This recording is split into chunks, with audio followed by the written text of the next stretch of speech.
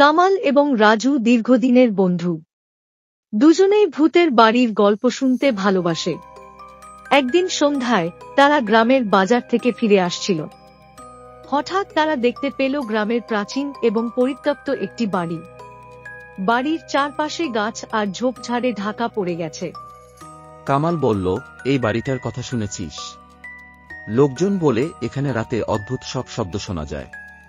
রাজু মুচকি হেসে বলল, ভাই, ভূতের বাড়ির গল্প শুনতে ভালো লাগে, কিন্তু ওসব ভূতপ্রেত কিছুই নেই।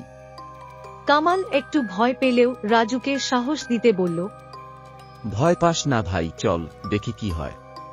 এ বলে তারা হাঁটতে লাগল। আর দুজন ভয় পাচ্ছিল। প্রথম পর্ব এখানে শেষ হলো। দ্বিতীয় পর্ব দেখার জন্য অনুরোধ রইল।